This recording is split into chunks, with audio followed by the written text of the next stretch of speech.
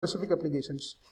And the third one is to improve the performance of an operating system. We can go with multiprocessor system. So that is designed based on several general purpose processors. So while instead of using only one general purpose processor, we can use multiple GPPs so that we can increase the speed. And then the fourth one is single purpose processors that is used to improve the performance of an application. For example, we will be having coprocessors, that is graphic processor, encryption and decryption, and accelerators, controllers that is used for single purpose processor. And next we are going to see the hardwares, what we are going to use in embedded system. So actually we will be having these 10 hardwares are mainly required to do a simple application, any one of simple application.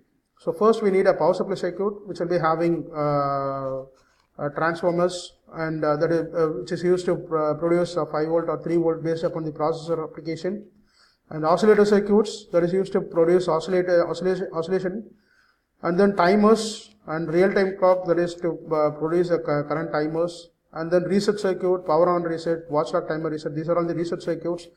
And we need memory devices like EEPROM, RAM, and then cache memory, and we need input-output devices, I/O ports, and then ADCs and DACs to get analog and digital output. That is, to get the sensor output, and digital that is used to process, and then display and keyboard controllers that is used for end user application, and then transceiver, modem, pulse dialer that is used for RF communication. For wireless communication, we need this transceiver and modem. And the next one is programmable interrupt controllers, that is to provide interrupts. And then so these are all the parts of hardware. And next, the major part is software. So this is an important of an embedded system because it is used as a main brain of an embedded system. So actually a software is used to control the hardware, so which means at what time the hardware should be operated, everything should be done by using the software. So the software may be written by using assembly language program or C, C++, anything we can use to write a software code. But the final one is called that is ROM image. That ROM image has to be ported into a microcontroller in order to operate the microcontroller. Actually, the ROM image that consists of boot up program, stack, address pointer, program counter address pointer, application task, and interrupt service routine, ISR, a real-time operating system, input data. So these things will be in our ROM image. This is in terms of hexadecimal file or binary data. So this can be ported by using any portable softwares.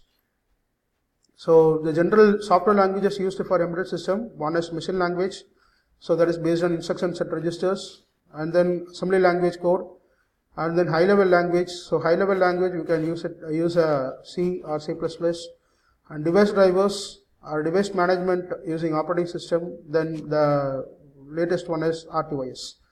And then the softwares we can use text editor, assemblers, compilers, linkers, and debuggers.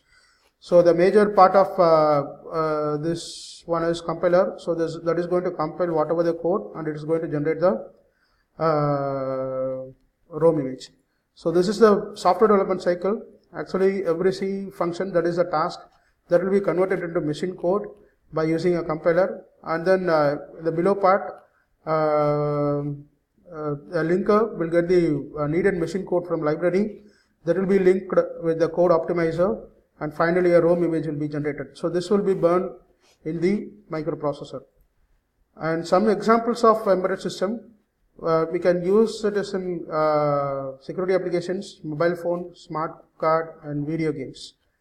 And this is one exemplary SoC for mobile phone. So that is given based upon the area conception. So in the left side we are having application specific instruction sets, and data address and program counters, multiprocessor DSP, and RISC processor that will be communicated through buses. So we can use any kind of buses, either you can use a serial communication bus or parallel communication bus.